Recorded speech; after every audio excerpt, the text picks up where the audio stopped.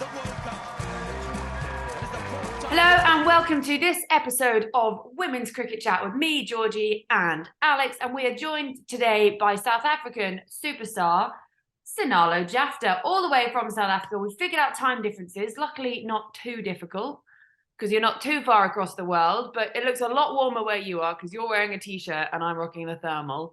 Thank you so much for joining us today and welcome. You are our first South African on the podcast. Oh, thank you so much for having me. You guys are only 2 hours behind, so it's not that bad. And Cape Town was beautiful today. It's really Well, beautiful. aren't you lucky? It's just about got above 0 degrees here. We're okay now. And we're all on the countdown for Christmas. Today, recording, what's the date today? What are we on? The 19th of December. And you should know that without looking at your watch, Sinalo, because it's your birthday in 3 days. And we've just been through this one. So you're pretending you don't know the date, but we know you do. Don't worry, it's the art of illusion. It's the art of illusion. Yeah, Yeah, just to be relevant, I guess. Well, God, we are getting old, aren't we? We've just, before we started recording this one, we were laughing through Gen Z, millennial. None of us can quite figure out what we are. And what do you refer to them as? In South Africa, we call the 2000s 2Ks. So they literally do whatever they want. We kind of the millennials. Alex, where do you think you fall under? See, because I'm born in 97, it's kind of like on the fringe of millennial/Gen Z. Someone the other day said I was Gen Z. I've always thought I was millennial because it's like on the fringe, but who knows? I do also have to correct Georgie because you're not technically the first South African we've had on. We've had Natalie Germanos on, but you are the first South African player. Yes, I was going to say that one. And then, yeah, but you brought it up now, so it's okay. Apologies, Natalie. Nat is a legend. Oh, she is, isn't she? She's very good at what she does. But you must see quite a bit of her. She's around and about with everything that's going on in South African cricket. And just this week, we have had South African sort of World Cup Wednesday launch because everything is coming to South Africa next year. And you were part of that launch day on what was Wednesday, so 5 days ago now from here. So because you've got the Under-19 World Cup coming up in January and then the Women's T20 World Cup in February. So let's kick it off. What was it like to be part of that? And how excited are you that South Africa is going to be hosting so much women's cricket in the next year? Oh, it's probably so exciting. I remember I actually felt so jealous. I know I shouldn't. I should be happy for the kids. But when I was SA Under-19, they literally said, okay, go play a provincial team. But now they get an opportunity to actually introduce themselves to the world stage. I mean, how awesome is that? I was even saying there, countries like Rwanda. When have you ever seen them play, even in the women's space? So for me, I'm really excited for just the Under-19 World Cup. I'm sure the kids are buzzing. Yeah. And what does it mean for South Africa to sort of be hosting the first one of that, but then also the Women's World Cup, just 2 weeks later? I'm really excited because it's something it's part of history. I mean, and I actually met some of the Under-19s last week, and they're so excited. You can just see the nervousness, but I actually just said to them, they must just embrace it. They've got nothing to lose. One, you've got the home support in your background, and playing in the grounds that they're actually going to play in. I used to play in Potchefstroom as part of my provincial setup, and Benoni is where I played against Pakistan. So it's probably two of the best grounds for them and fast outfields. So they get value for their shots, honestly. And we all know that South Africa know how to put on a show and put on a World Cup, because I've got memories of the Football World Cup of 2010. So it's obviously such a positive thing that you were able to host the 2010 FIFA World Cup, and now you're getting 2 World Cups within the space of 2 weeks in 2023. So things are really looking up for South Africa, and it's really putting you guys on the map. No, 100%. And if we actually go women's sport in general, there's a Netball World Cup that we're hosting also in, you understand? So it's 3 World Cups in the space of 6-7 months. And for women's sport, we all know, it's probably not as much as men's sport. So for us, to begin the year off with women's cricket and just introduce people to actually women playing cricket, because not everyone knows. I know my family was oh, you play cricket when I actually started up. So imagine that's my family. They've bought me cricket equipment for so long, but they still ask the question that there's a women's national team. And, just hosting the under 19 from a school point of view, like school sports, it's not that big. And then you're coming to the women's setup. So everything is just lining up, if I want to put it that way. And you mentioned that your family still don't really know that much about cricket. So how did you fall into it in the first place then? Yeah, they're clueless, absolutely clueless. Actually took my brother to go watch cricket with me last week, actually. Western Province, the Cape Town team was playing against the Joburg team. And my brother was like, okay, so why are they clapping? And I'm like, oh my gosh. And, you know, I actually started off by watching Test match cricket when I used to like visit my gran when I was younger. And I remember Makai Ntini running into ball, and I'm like, I want to do that. Obviously, I wasn't blessed with bowling. That's why I'm a wicketkeeper. But I actually used to play hockey. So the hand-eye coordination helped a lot with my batting. And then wicket keeping, we were really struggling with the wicket keeper. Then the coach was like, do you want to try? I was like, it took a lot of convincing. I think 6 months or so. I was like, okay, fine, I'll take one for the team. So I have to give her credit. She's actually the assistant coach of the SA Under 19 team, the same lady that gave me the wicket keeping gloves. I mean, kudos to you. I couldn't do that many squats in a day. The test match was really tough. Oh my God. Oh, no, that was really hectic. Well, we'll come back on to test matches later because that was an amazing moment last summer. We'll ignore the English rain because that's just what happens. So you played a lot of hockey. Do you find that sort of transfers into your cricket as well? Oh, it definitely does. I enjoy like sweeping and everything, so that goes hand in hand with hockey. And obviously, like when coach used to tell me at the beginning, Jeffy, you must hit over the top. I was like, oh, so I'm targeting for top corner. Like in hockey, when you hit it, you target for top corner. So I always use that analogy to just get me like to get cricket quicker because it wasn't like my first choice, honestly. But as I got to play it more, I actually found it really cool. Yeah, and just on that, because obviously you did play hockey and you now are a professional cricketer, was it a tough decision to give up hockey and focus solely on the cricket, or was it one that was sort of an easy decision in the end? For me, it was the toughest decision I've ever had to make because in 2016, everything was going together with the hockey, with the cricket. In the hockey, I was in the World Cup squad for the women's team, which I've never been a part of. It was always like SA under 21s, SA under 18s for hockey. And then I remember my debut was in October. Then in November, we went to Australia. While being in Australia, I get a phone call from the selectors from hockey saying, can you be part of the camp in December? So I literally landed. 2 days later, I was in hockey camp. Yeah, I got injured 2 days later because my body was so fatigued. And I remember the following year, we went to Bangladesh, and the SA, our coach was like, at some point you have to choose. And I'm like, I don't want to. And you know, everything was going so well, like from the hockey perspective, from cricket perspective, everything was lining up. But then now they're like, dude, you have to choose because you can't go. Yes, it's 2 different seasons, but we need 100%. Either you go full on hockey or full on cricket. And I was like, okay, cool. I'll go cricket because at the end of the day, cricket was always professional. Hockey isn't professional still to this day. It's not professional. Everyone plays it for the love, if you want to put it that way, and that's not fair. So I chose cricket because it was professional, and I didn't actually want to work 9 to 5. And look at the rewards now. But that puts you in quite a small but very exciting group of people to be sort of dual internationals in a sport. So you've obviously got hockey and cricket. We've got the likes of Susie Bates, basketball and cricket, Elise Perry, football and cricket. So you're in some really good company there. So that's pretty cool and pretty exciting. You mentioned that hockey isn't professional and cricket is. How has the development of women's cricket been in South Africa? And like, have you noticed obviously the increased professionalization and being able to actually like commit yourselves to it as a sport full time? You know, when I entered the team, I didn't really know much about like the politics or really like I really just was there to play. And when I found out through the likes of Mignon and Danae was there, they were like, "Oh no, there's professional." I was like, "Cool."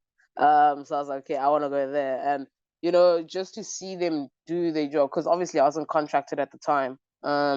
and just to see them actually play cricket like every day for the whole year, that for me was exciting. I was like, okay, I want to be a part of that, because it takes a lot of weight off your shoulders to just focus solely on cricket. And Cricket South Africa, I will commend them. They make sure that you support it in any if you ask, obviously they will make sure that they support you. And for them, they've been really brilliant in that. um yeah, like I look at like the USA women's football team, how they had to fight for equal pay. And I mean, that's probably a process that we'll go through. But for now, like Cricket South Africa are doing what they should do. Everything has its timing. Oh no, it was a couple of days. It was just 5 days. But I mean, we got to see all like the different cricketers around the country, because some of them we don't play against. So just to see them and actually express themselves, for one, from a selection point of view and also from a competition point of view, it's really exciting to see, because you need to be grounded in the sense of there is someone always knocking. You can't be complacent in the team. So I think for the coaching stuff, I think it was really exciting, because you saw youngsters coming in, making 50s, getting crucial wickets. So even though it's not under 19s, but they were like literally just missed out on the World Cup, and like they 20 because of the change dates. And just to see like Clanky, we call her Clanky. She's probably one of the gassiest bowlers for her age, and she's also an all-rounder. She scored like a brilliant 50. Just to see those players coming up for me it's a breath of fresh air. And I guess they've had a lot of, people they've been able to look up to while they're growing up, the likes of Danny van Niekerk, Marizanne Kapp. But who did you look up to as a South African cricketer, perhaps when you were first getting into it? As I said, Makai and Tini, and then they gave me the gloves, so I had to literally change my whole perspective. I was like, okay, what does a wicketkeeper do? And then Trish, Chetty. And then I still remember the first time I met her, I was like, oh my gosh, she's so cool. Oh my gosh. I played it off nice. He's like, yeah, I'm JJ. Yeah, when you play it off, you like brush it off. But inside, I'm like, she's so cool. And like as like the years, like since making my debut and actually playing with her, like for me, I don't see myself as like competing with her. Because for me, I learned so much from her just from training together. Like sometimes she'll actually like critique me in such a way as like, move your feet this way, your hands will get faster if you move. So for me, she's been probably one of the people I'll say she's really helped me in my growth in the sport. I'm also curious to know, as a wicketkeeper, did you take any inspiration from the legend that is AB de Villiers? Because obviously we know, fantastic player, but an even better wicketkeeper. So did you learn anything just by watching him on TV? Obviously. I remember like my first ever wicket keeping gloves were the red ones, the red kookaburras. My mom was like, why red? I was like, AB has them. It was a no-brainer. Like till this day, like God willing, like I'm just kookaburra must pull through, man. Like, because those are my first gloves. And so you've got the male legends there, and we mentioned some of the female ones. What's it like to play alongside people like Dani van Niekerk, Marizanne Kapp, like the likes of Lizelle Lee? You've had some amazing names in the South African setup over the last few years. So what's it like? And have you picked up things from them? And what's the vibe in the South African side? I remember my debut very well. It was against New Zealand, in Paul. And I remember like Shibi wasn't there, but the likes of Dane, Kapi, Ayabonga Kaka was there. And I'm like thinking to myself, I must keep to them. Like, oh, don't mess it up. You can't afford to. And I like, obviously I was still very young. My technique wasn't that greatest, but like, I got the job done. And Coach Hilton came to me afterwards. It was like, well done, Jeffy. I was like, yes. And I remember when Shibi just got back and I had to keep to it. I was like, oh my God.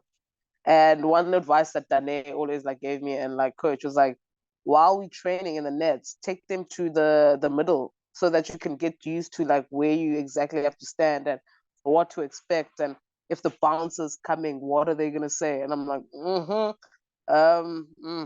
it's fire, it's blitz.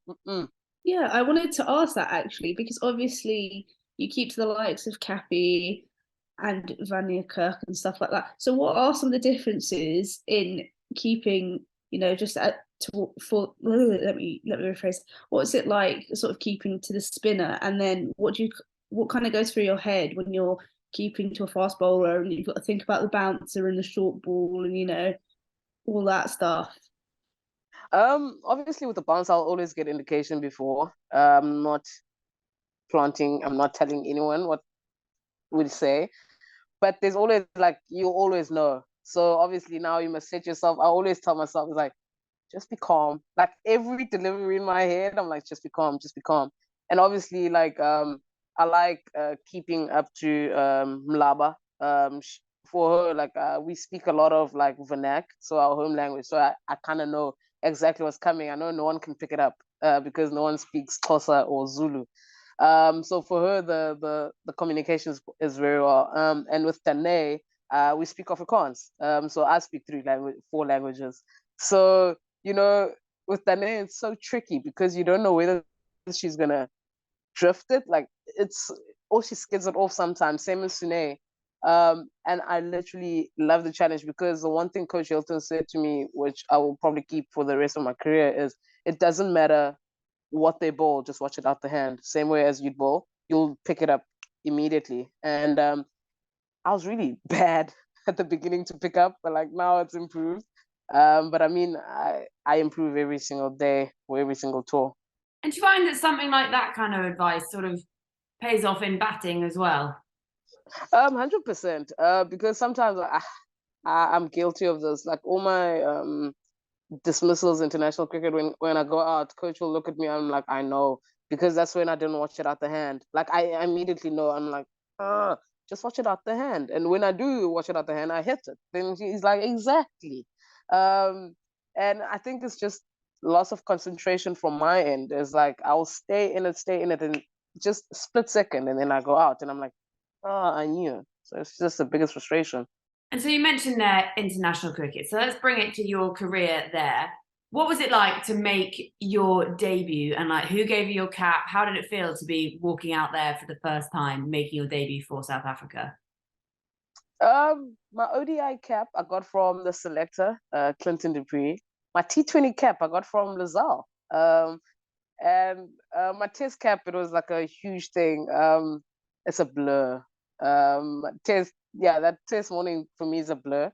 I'll have to probably go back in archives in my head and realize, but I was nervous. And you know, just that feeling of getting that cap, you know, like it's something that I can't compare to any other feeling. Can't sleep the night before ever. Till this day, it doesn't matter if it's like my debut or whatever. Like I really struggle to sleep always. Just the nervousness and the excitement. Yeah, just on that test match, what was it like for you? Because obviously, I think this was the first time South African women had played a test, or maybe it's the first time in a long time. So there's a lot of debutantes, and you're all. I think what was so special about it for the South African side, anyway, was that you were all sort of going through it together at the same time. It was like it felt like there was no judgments within the team. So I think that's got to be something that's so nice as well. You know, we joked about it, like saying, "Oh, how many debutantes are we gonna have?" And we all knew it was a lot. I think it was only Marizan and Lazelle. The rest was just debutantes. And you know, I remember like just when it was time to play red ball cricket, everyone was like, what's my strike rate? Because they've always told us to like have like a high strike rate. And now you're like, okay, bet time. But I can't bet time without scoring. That was like my biggest thing. It was like I can't just stay and not try something. And you know, there's nothing perfect about test match cricket. It's all about it's literally test of your mind and your temperament. I get really OCD with like my angles and stuff, and I do get it wrong. But like in test, it's like, where do you put the angles?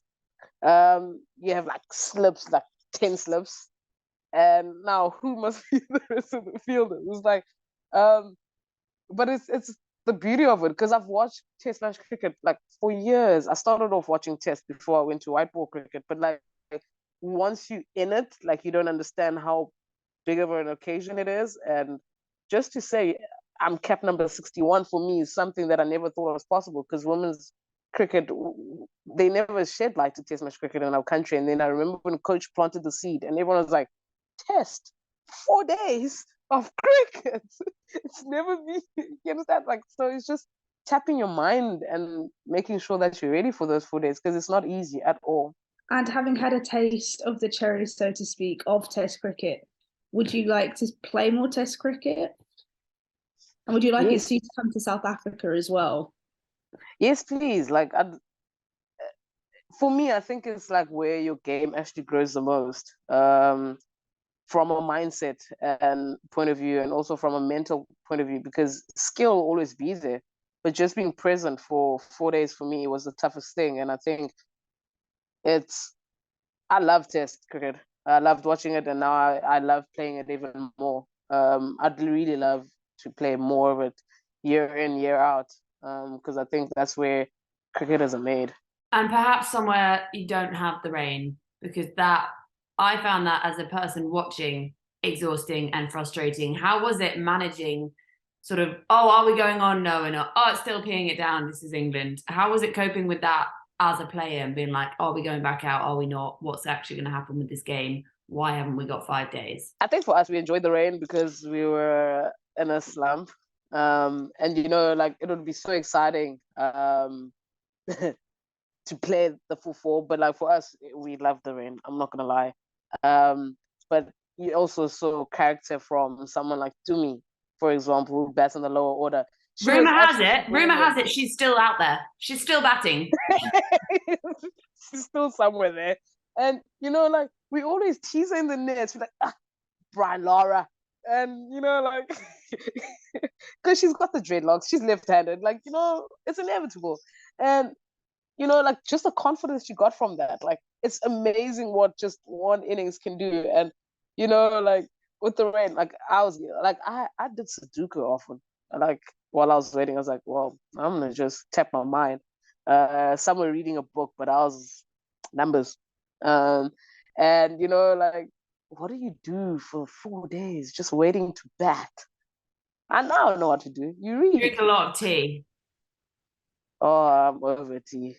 I haven't been able to have tea since I've been back. Oh, no. Oh, tea. The English drowned you in tea, and now you can never drink it again.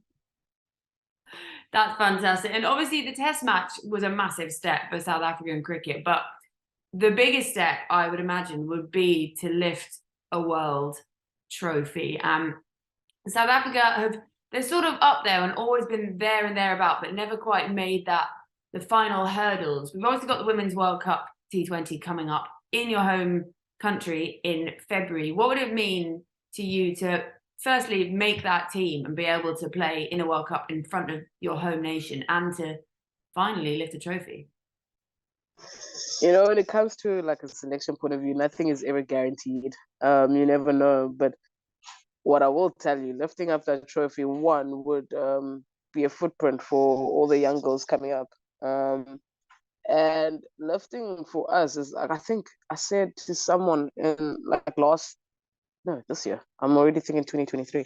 I said Coach Hilton has been with the team for how many years? Like 2014, since 2014. And, he's come close on how many occasions. And if we won't do it for ourselves, surely this man deserves something. And I mean, the one thing he always tells us is just go out there and have fun and play fearless cricket. And, it took me a long time to understand what he actually meant. And how I play cricket now is like Sibo Hippo. If you go out, it must be a damn good delivery. And how the team has been is, I haven't seen much of them as of late, just in the WSL. But you can see just the effort that the girls are putting in. Everyone really wants this, and obviously we can't control any outcome, but what we can control is what we're doing every day to get closer to that goal. It would be brilliant to lift up the trophy, but we don't know. And obviously switching mindsets between the different formats. So you obviously played that test match in the summer and then the ODIs and stuff, and then you stayed in England to then progress on to the Commonwealth Games. So what was it like to play in the Commonwealth Games, and what's your opinion on Birmingham? If fatigue can ever like be a human form, it was I. By that point, like, I was just literally just trusting my mental health. which was still wobbly. Like I'll touch on mental health now, and you know, us as a team, the one thing we picked up is like if we stick together, then the journey is better. We weren't playing the greatest of cricket, but I mean, we've been playing good cricket so up to that point. So obviously something's got to give, and the one thing I said afterwards, I think I said it to a friend when I came back, is like you have to go through those patches to I like to kind of make you wake up. I always use it as a wake up call. It's like we've been doing so well, boom, boom, boom, boom, and then something hits the fan, you know. And for us as a team, it was really tough. It was really, really tough on us, and you know, you could just see how much it meant to the girls because no one was okay with that performances, and we were really hard on ourselves. And yeah, like it was really tough. And you know, playing the com games is something that I dreamed of, something I thought I'd be going for hockey for, which is weird. But just being part of like that occasion, actually not being a momentum period here, but be Team South Africa is something that we've all dreamed of, and just you know, we knew that we're not alone. And I think that was the biggest thing. When we came back home, we got given time off, but I still felt that Commonwealth spirit within me, like that I was there, I was part of the Birmingham games, and yeah, I can never get that memory out of my head, and I don't want to. Do you think then that's something that the ICC and the administrators perhaps need to look at? Because we're seeing it in women's football with the amount of injuries due to the congestion of fixtures. So, and we've seen also with England in particular, Nat Siver having to take a break because of the scheduling. So, is that something that perhaps should be looked at? Um, you know, I took time off now, recently. I'm sure you picked up. I didn't post anything for 3 months. I just needed to reset. And, you know, not as much as taking fixtures away, I think just the awareness around mental health, because the more cricket you play, the better. And you want to keep playing cricket. But I think us also as players, we have to be accountable for the fact of I literally said I'm not okay, and that was okay because you have to stand up for it. We might say mental health is important, but we're not standing up for it. So yeah, I don't know. They see I'm getting emotional now. You're totally allowed to. That's completely, there's a safe space for all of those. But what do you do to sort of help yourself? Yeah, and you said you took time away, but what is it that helps you get back into a better space?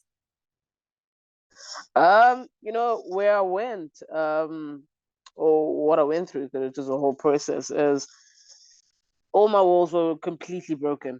I think when I walked in there, I was broken. I was broken, broken, broken. And obviously I got tools to just work at it. And, you know, like this is coming back. I only got back 5 days ago, six, seven. I don't know. I got back on the 8th, so 11 days ago. And the one thing that I can say has been a success is like I refused to show vulnerability before I went, like I went, and now I'm okay with it because it's a part of who I am. And you know, like I thought I was like this confident, but I was actually really arrogant and I had a very low self esteem. And when I say this program broke me, they did, and but they also broke me to build me up. Now, like there's this thing of whereby I can't go through anything on my self-will because self-will is the one that actually got me to deteriorate so fast. Whereas now there's something that's driving me and I'm not in control.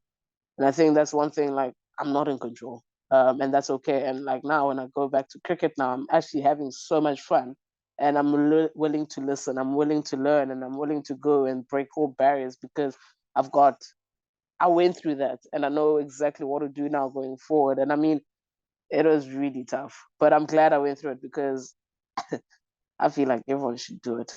So cool. It breaks you to build you up. So, what did you do to help sort of rediscover your happiness and your thrive to play cricket while you took this time away? Like, where did you go? Who did you talk to? What did you get up to? Um, can't really much put anything to it for now. But what I did discover is that I went in there thinking that I'm God's gift to earth. Very arrogant, very self-centered, very selfish. And I was really taken aback when they told me this thing because I was like, oh, how can you say that to me? And actually, when they started just explaining why, then I was like, okay, cool. I'm very arrogant. I'm very self-centered, and I actually got tools to counter that. And it's been really tough, but also reminding myself each and every day, like I have to. It's like a consistency thing. It's like the same as going to the gym, going to go for a run, going into the nets. The same way that you must exercise your mind the same amount of hours as you do like any cricket skills or gymming or running. It's exactly the same, just working your brain. Yeah. And so you feel refreshed and ready to keep going again, and you're back to enjoying it. I actually lost the love for it before I went in. I was like, why am I doing this? And now it's more like I'm no longer playing with a chip on my shoulder. I'm playing just to have fun. I'm playing because I feel like I deserve to be there. Whereas now I was entitled. I was so entitled to be like, I should be there. But now I'm working for it. So if it does come, it's like, whew, I've worked hard to get here. So it's more like a reward to myself. And, I was very complacent, as I mentioned earlier, but I didn't see that. I was so dumb to the idea. But when I actually saw where I was also at fault, I was like, okay, now let's get to work. And I'm literally so keen and so excited. And it seems like a very good time to be very excited, because it is so much to be excited about now. And I can see it. They'll be able to see it now. We record video, happy days, on this podcast. I can see that you've got that sort of the spark back. You can tell that someone's really passionate about what they're doing. So now you're back into it. What's next for you? What's the next step? When do you all get to sort of join back up with the South African teammates? As it stands, we're joining on the 6th of 7th of Jan. But now obviously each one has got their separate from the trainer one, you're running in gym, and then obviously net sessions, skills, because we also spread out. So you kind of work with your franchise coaches till then. But I'm really keen because I haven't actually held a cricket ball and cricket bat or gloves since I've left. So I'm so keen. I'm like, yeah. And obviously, we know the 100 was launched last year, and some of your South African counterparts, like Chloe Tryon, Donna Van Niekerk, Marizan Kapp, they all got to play in the 100. Is that something that you perhaps like to play in? Because obviously, who can say we don't need more wicket keepers?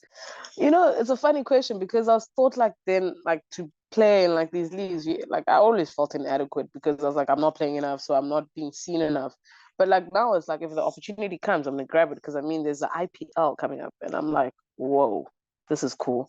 So I wanna play my heart out, and hopefully like they will knock on the door and I'm not gonna say no at all. Likes of the 100, I feel like it's a really cool tournament. I was actually speaking to my good friend Maya Bouger, and I'm like, it's so cool. I'd really love to be a part of it. And then she was like, Jeff, would you ever want to be a part? I was like, yeah. So we've had those conversations. I'd really love to be a part of it because I feel like it's so cool. And also like wicket keeping, as you mentioned, is such a specialist position. And for me, it gives me like that motivation because you see like players like for me that I've looked up in the game is Trish Chetty, Adisa Heedy. And for them for doing it for so long, I want to like learn from them and like see how they did it. And you just want to be like Shabs, who has won it back to back. You've wicket kept for one of the fastest bowlers in the world at national level. The 100 would be easy, wouldn't it? And then also the likes of where I met Shabs this year was at Fairbreak. What about something like that? How much would you want to be part of something like Fairbreak, where obviously I met Liseho as well, and a few of the other South African girls were playing?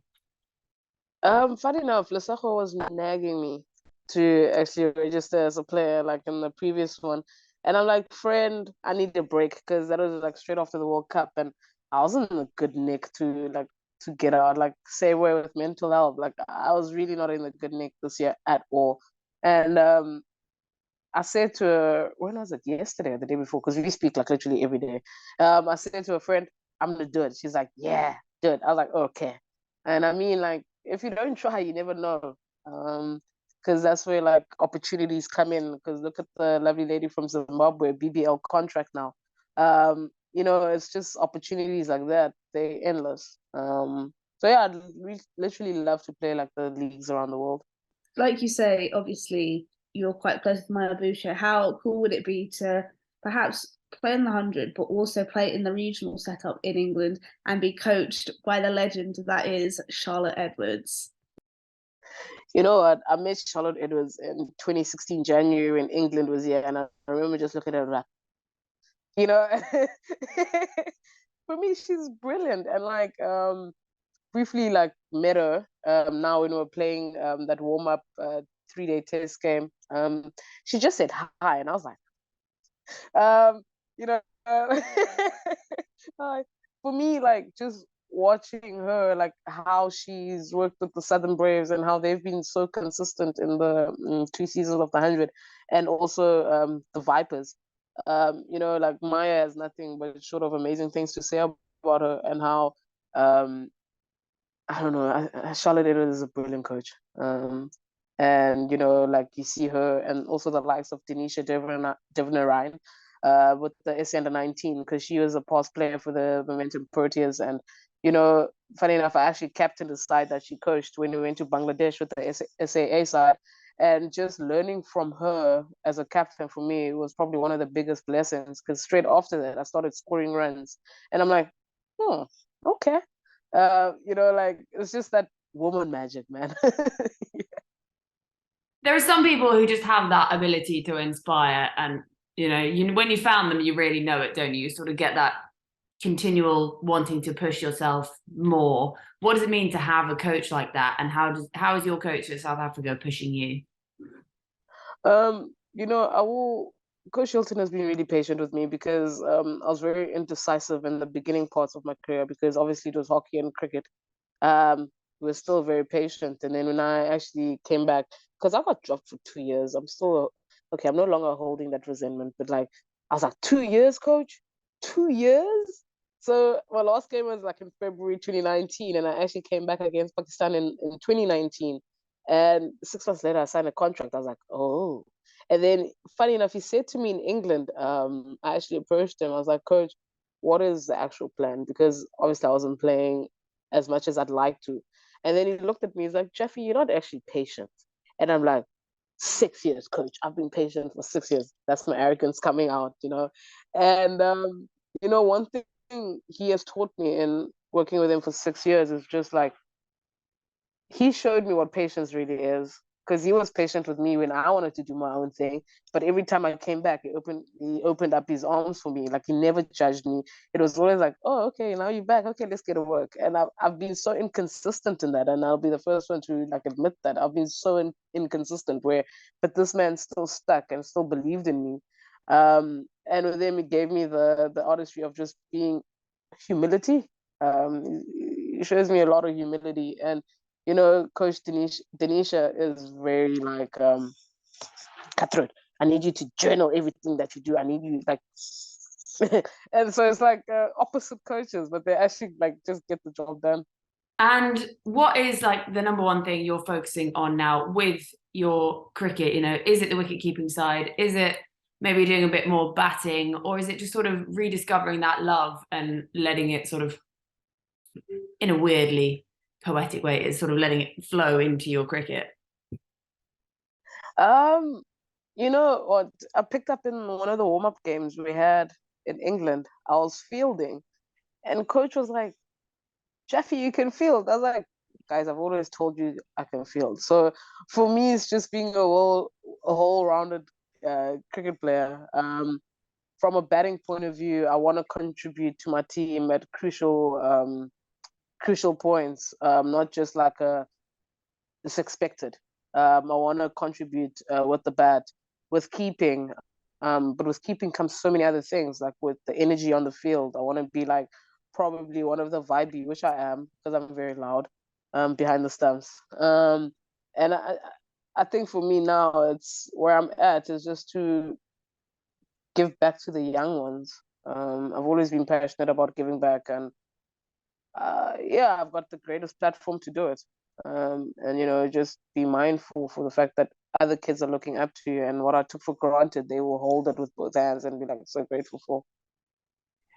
And so you're discovering everything that you love about the game and rediscovering your form, and you're in a good space mentally on it. We can't ignore that South Africa is not necessarily a rut that they've been in, but you haven't, as a team, haven't quite had the performances or results that you might have hoped for, perhaps, and that the team we can all see has the potential for. So, what is the plan, and how are South Africa looking to combat that and then potentially come away with all those big wins that they've been on the edge of for so long?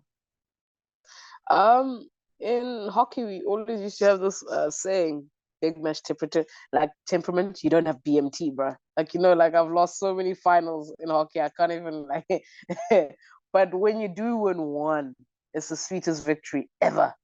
And I think where we at as a team now, it's to just focus on what we can, not what we can control, but focus on what we're good at and just like consistently work on it. We know like everyone is like, this team's got such like potential, all world-class players like Laura Volfart, Marizan Kapp, Shibs, Sune Lees, Ayabonga Kaka. Like, I mean, those are the players that can change the game at any given point. And like the one thing I'm big on is just partnerships in bowling, partnerships in batting. That's one thing that Coach Hilton has echoed like for years, just partnerships, because you never know what that one partnership will do. Whether you bowl as a pair, you might not get a wicket one end, but the pressure is applied for that next person to get a wicket. So yeah, I just think it's a lot of teamwork that needs to be in play, even for those that don't play on the starting 11. Just that body presence and that body language. Yeah, it takes a team to win championships. And I always remember one of the most memorable women's cricket games for me was that 2017 World Cup semi-final, South Africa, England. Where did you watch that from? And were you behind a pillow like I was? I was very young then. I was at a bar.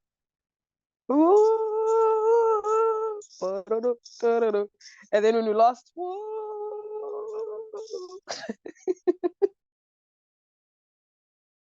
I had tears in my eyes, but I was still vibes. I was vibes.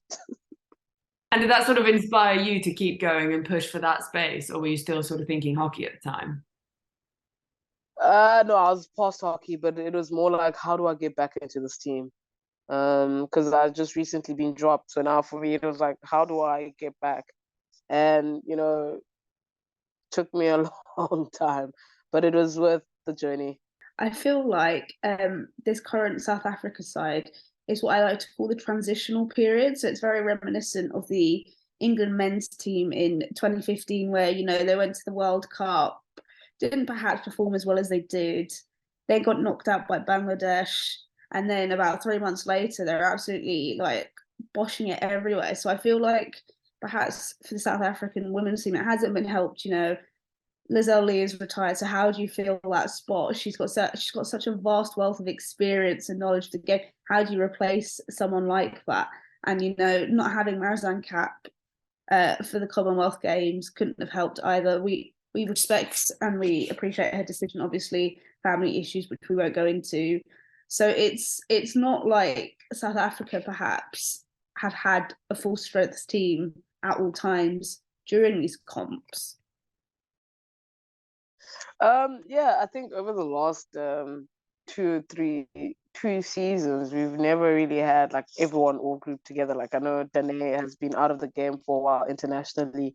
Just for the likes of her coming back, I'm really excited to see her coming back. And she played in the WSL and she got a rock over 50. But like, it's like players like that just get you more excited, and like you're like, okay, this is going. And for us, when Lizelle retired, as much as like the world was saying, oh cool, because she's a brilliant cricket player, world class. I got the pleasure to playing with her in our provincial setup in Northwest, and her she's so authoritative. Like when she's there, if you literally miss your delivery just by this much, she'll pounce on it. And when she retired, obviously like we were all like, why? But like it actually gives an opportunity for another person. I always think of it that way. Like, look at Tasman Brits coming in.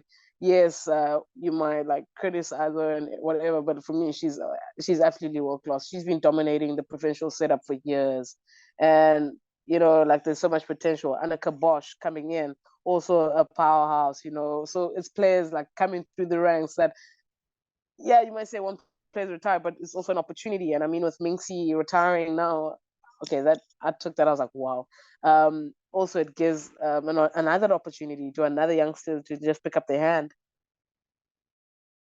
It seems like a very exciting time, basically, for South African cricket. You've got so much going on domestically. You've got 2 World Cups coming up. Will you be getting to watch any of the under-19s and have your eye on, be like, oh, gosh, she's going to be pushing my place. She's going to be pushing. She's really good, ahead of everything that is coming over the next few years? Okay, I'll be honest. I haven't been really much of a detective, but now that you give me an idea, I'm gonna go there with my binoculars. I'm like, who's here? I'm gonna do it. But I hope we get a chance. Because I know there's plans going forth. I'm not sure what's happening, but I know they want us to play in January. So I don't know. It might just overlap. So hopefully they can actually get us as a team to go. Yeah, so you were saying about hopefully being able to get to see some of the under-19s, but you might be playing? We might. We're not sure yet. So we'll see. You're going to be out there with a fresh new pair. You're going to get a pair of binoculars for your birthday and just be No, out. I'm gonna get like you actually inspire me because I was planning to wear contacts for the series, but maybe now I'll get back on frames. No pressure. Because I don't know. I don't like contacts. And I've been trying. Maybe I'll play with my I glasses. think there's a real swag about being able to go out to bat or wicket keep in glasses. Thinking about it. Because the thing is, I also have like that thing to hold it at the back. So. Oh my God, please just rock Okay. up. Like, have you seen Notting Hill? No. Oh my God, there's a bit in Notting Hill in the film where he's lost his glasses, so he has to wear his prescription ski goggles. So maybe you could rock those like behind the stumps, just like.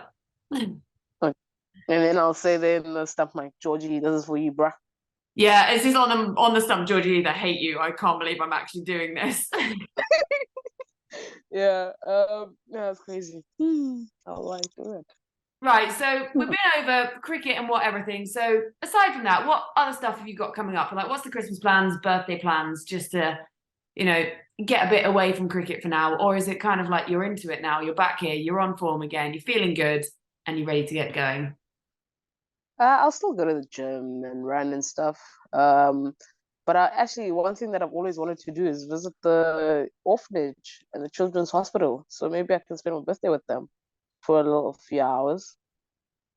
That's I've always wanted to amazing. do that. Yeah, I really want to do it. And obviously I started my own foundation and everything. So it's crazy. We'll see. Okay, you're gonna have to talk us through where the idea of the foundation came from, like what you're looking to do with that and how you're using your role as an international cricketer to sort of boost this, because this is amazing. Yeah, so basically, Sinalo Jafta Foundation, I launched it in August, actually, when I just got back from the Com Games. And what we do is we give sports bras to younger girls. Because everyone, like, I'm actually a director for a menstruation foundation where we put vending machines for sanitary pads in high schools around South Africa. And we actually have one in Botswana or Lesotho, both actually. And I'm part of that. But then I was like, but there has to be more. And then I remember like just seeing kids running into ball, like with their arms in front of like their breasts and everything. And I'm like, that's actually what we don't think about, like just sports bras in young communities. Because one, sports bras are expensive. They're really, really expensive. And what our foundation does is like just to give to young girls coming up in the sport and also educate them around cricket.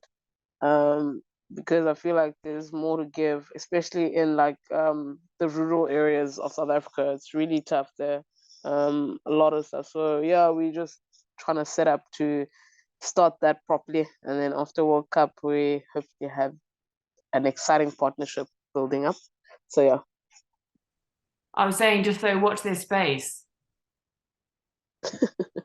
Honestly, it's so important that we remove the stigma around these topics. Like, as a woman, as a female, you're gonna get a period, you're gonna need pads, you're gonna need education on female health and the body. Still at my age at 25, I don't know all the I don't know everything about feminine health. And I think by you going to the rural areas in South Africa, you're doing a great thing, not just about sports bars, but you're educating people, not even just women, just people in general. Men need to be educated on this topic as well. So you're doing an absolutely brilliant thing.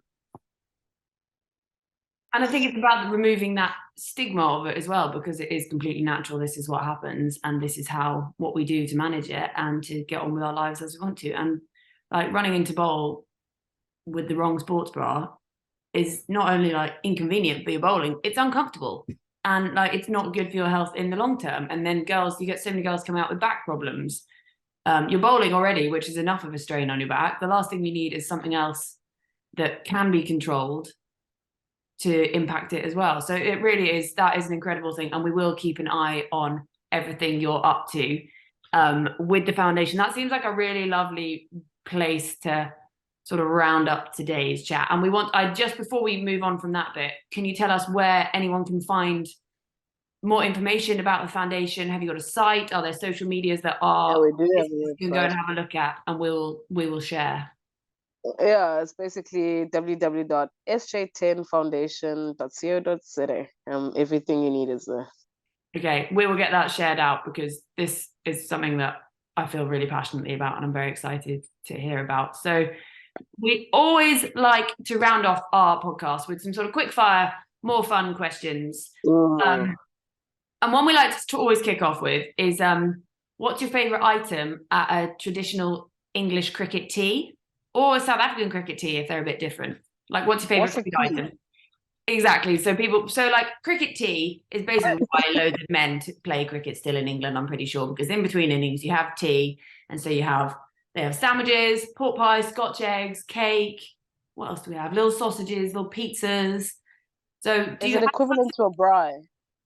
I guess maybe. Do you have a braai as part of your cricket tea? Yeah, maybe. Yeah, when you're watching cricket, you braai.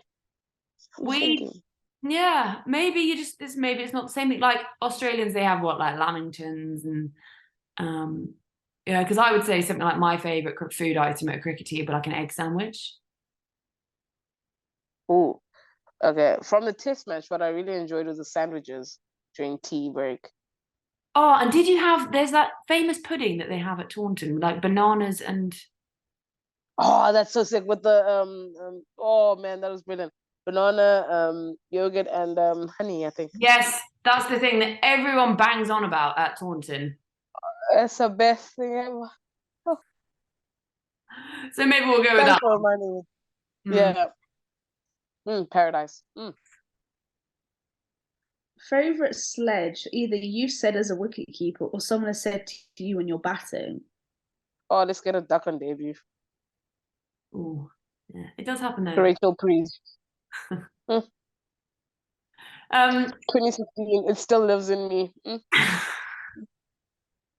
Where's the favorite place you've ever played cricket?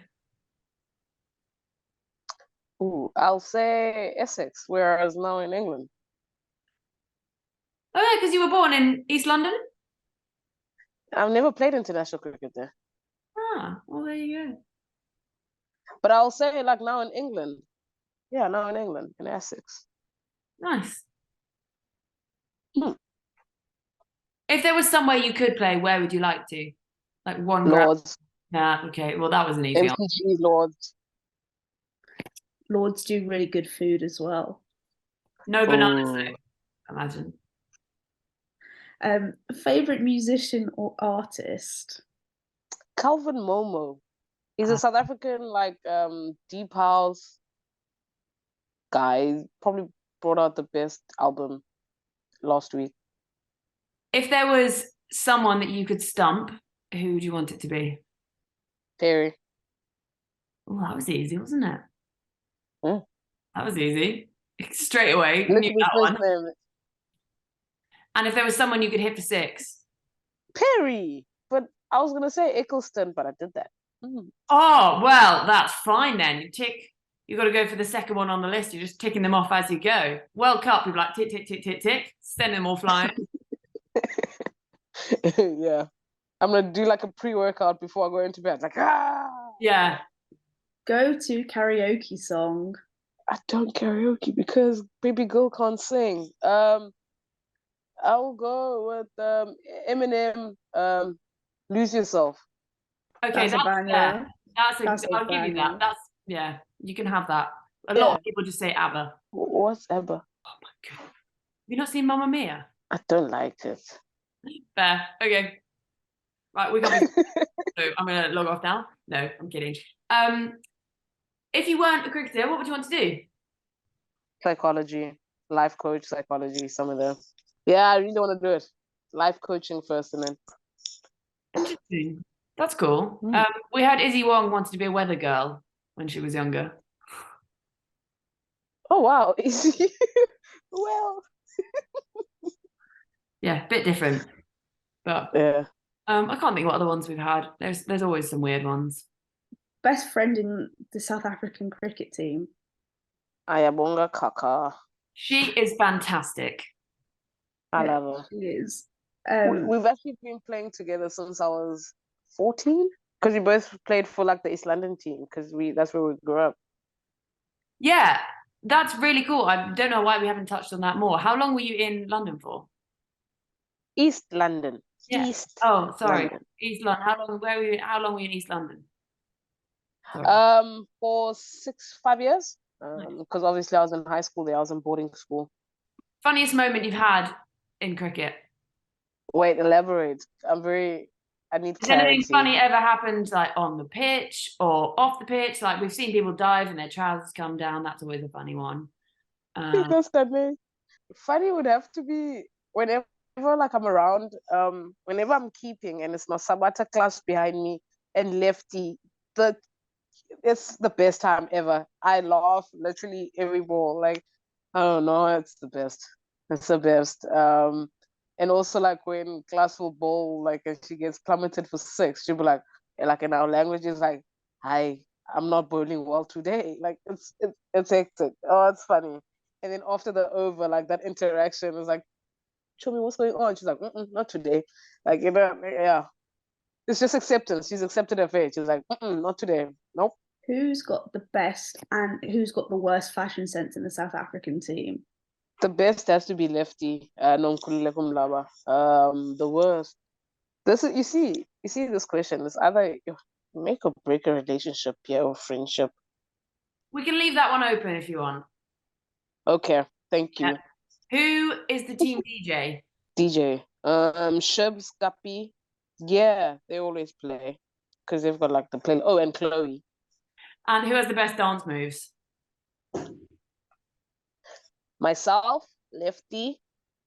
To me, yeah. This has been one of the most eye-opening and just incredible chats. It's been so fab to talk to you about like not just cricket but the foundation. That's amazing to hear about. We'll definitely be sharing more on that and hopefully be able to spread the story of what amazing, incredible stuff you're doing there. But also it's so nice to hear you talk so openly about, you know, the mental health side of things, because that is something that's so important in life, not just in sport, to be able to, you know, a problem shared is a problem halved is something I like to say. And to have someone who is playing cricket at an international level and be that inspiration for young boys and girls that it is okay to talk is also incredible. And thank you for sharing that story with us. We've absolutely loved having you on today. We've had ups, we've had downs, we've had giggles, and it's been one of the most enjoyable chats I've had in a very long time.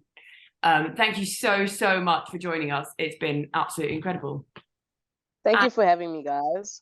We love a big heart. And before you go, can you tell our listeners where they can find you on the social medias? Mine is very simple. Sinalo Jafta 10 on everything. TikTok, if you TikTok. Ooh. God, you are Instagram. a Gen Z, aren't you? No. I'm a millennial. I'm not a 2K. Let's get that right. I just want to be relevant. So basically, it's just my name, Sinalo Jafta 10 on everything. Well, fabulous. I'm sure our followers will get in touch. I'm going to go and check out this TikTok. I want to see you girls, you know, I want to see these. I don't dance. The there, 3 don't best worry. dancers in the South African team. You got to be on there now. Don't worry, I'll dance for you guys. I've got a few saved on draft, so I'm gonna drop them like this, like once upon a time. And funny enough, Natalie and I had this thing in the last World Cup in New Zealand. Who came up with the best joke? I don't know if you remember the Indian game where we needed like 3 of one ball, and then I had a note I took out to the field. I made a mistake. I had 2. I had my jokes one here and the one from coach, and I accidentally gave oh, but I ended up telling her. And I remember coming off, and then Lazar was like, let me see what's here. And the camera was following me. So I gave Lazar, and Lazar just started laughing and handing it around the team. Yeah. What was and the then joke? Natalie said in February, March, but April, May. Nice, but that's really funny that you gave her the wrong one. That's fantastic. Like we see all these notes flying around, and actually yours was just a joke. I don't think they're ever going to trust me again with notes. Yeah. I messed that one up bad. Oh, that's fab. I think you have to think up another one for the next World Cup. Okay, I got you. No, Nat and I have it planned. Interesting. Well, we will watch this space and see what happens.